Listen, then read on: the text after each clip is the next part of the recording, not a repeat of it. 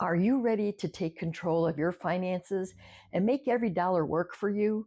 Today, I'm sharing how cash stuffing for seniors can simplify your budget, reduce stress, and help you save on a retiree income, one cash envelope at a time. Hi, I'm Terry. I'm 68, retired, and still getting my finances together. Yes. I'm admitting it publicly, so hopefully others won't go through what I did and find themselves in the same situation. In this video, I'm introducing senior cash stuffing. I've been cash stuffing since November 13th, 2024, I believe, and I'd like to share what I've done, how I've applied it to my personal situation, and how much I've saved. First of all, what is cash stuffing? And why is this cash stuffing video different than the others like it? And there are plenty of them out there. Cash stuffing in its simplest form is a budgeting method that involves placing cash in categorized, labeled envelopes, with each of these envelopes designated for something specific, like groceries, car maintenance, and entertainment, for example. It forces you to only spend the money within that envelope, which prevents you from overspending in any one category. You visually see how much money you have left in each envelope throughout the month. Once it's gone, that's it until the next time you replenish the envelope. This video is tailored for retirees who are receiving Social Security and pension income. Being paid only once or twice a month can be challenging if you don't adhere to some type of budget. I didn't. I have electronic deposits pretty much like everybody else, I'm sure. At the beginning of the month, I schedule all of my payments. Easy peasy. Easy, yes. And I was able to save some, but I knew I could do better because I wasn't prepared when unexpected expenses reared their ugly heads, like annual renewals for security software or $250 for my car registration. It was paid by credit card, and there wasn't enough disposable income to do fun things. That's another reason. So I'm putting myself out there. Please keep your negative comments to yourself. I kick myself enough, so I got that covered. Okay, let's get into what you'll need. You don't need anything extravagant or special to make this work. You probably already have most of these things. The only special thing I purchased was this wallet. It was around $10 on Amazon, and I love it. There are several sizes, but I wanted one to fit in my purse as I intended it to use it as an actual wallet. The link for it is in the description. I cannot stress enough, though, to tailor this method to your needs and how you want to set it up. This is just a suggestion and what worked for me. Okay, here are your items.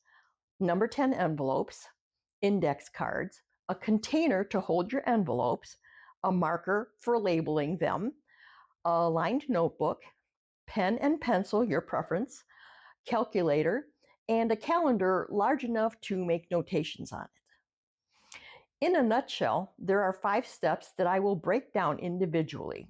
As I mentioned, when you spend, you see the cash depleting from the envelope. By physically handling cash, it makes you more mindful of your spending habits.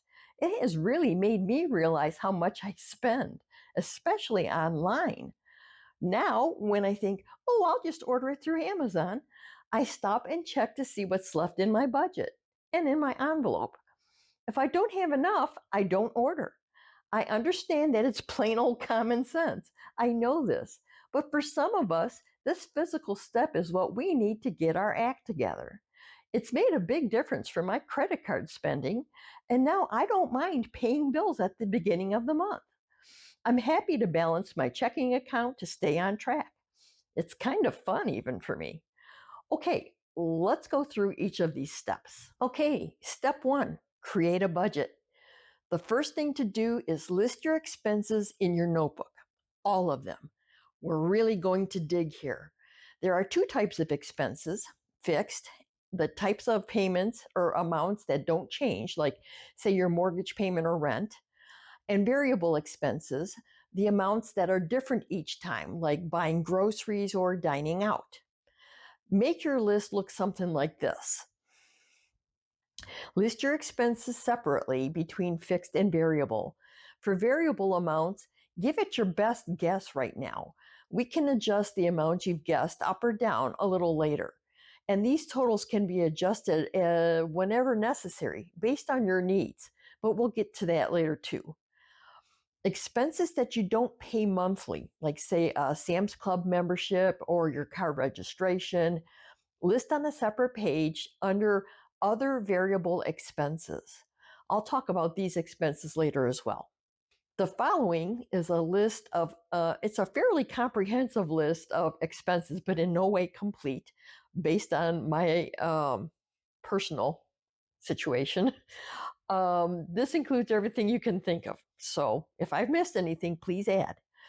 Like mortgage payments, your rent, cell phone, internet, utilities, credit cards, groceries, dining out, snacks, coffee shops, fuel, entertainment, subscriptions like Amazon or Netflix or Prime, clothes and shoe shopping, personal care items, insurance like your health insurance or homeowners insurance, or car insurance, renter's insurance, medical like doctor's bills, prescriptions, car maintenance, and anything that goes with that. Software, security, productivity like Microsoft Office or something. Anything and everything that you can think of. Chances are you won't think of everything. I still keep adding to my list after 2 months. But some of these expenses are probably going on a credit card. So your budget will include the payment for the credit card. However, if you plan for these expenses in advance, especially larger expenses, you can add the additional amount you've saved for it to your regular credit card payment. Once you start deep diving into your expenses, you may be surprised at what you find. I sure was.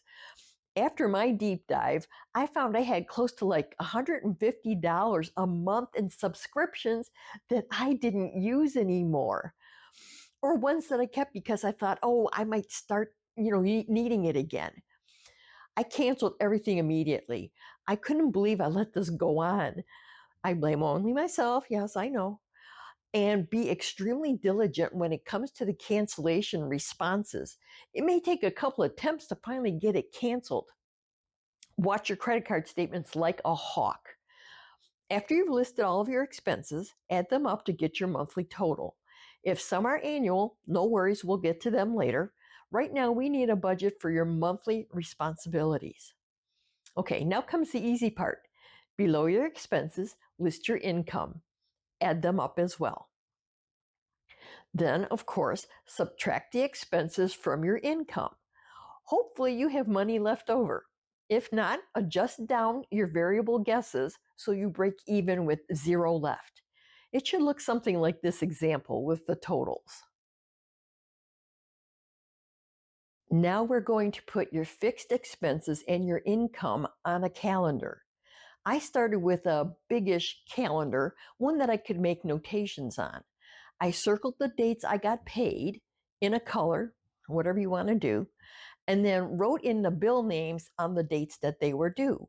Having that visual helped me. I could see which pay dates would cover which bills. I do this for the entire year.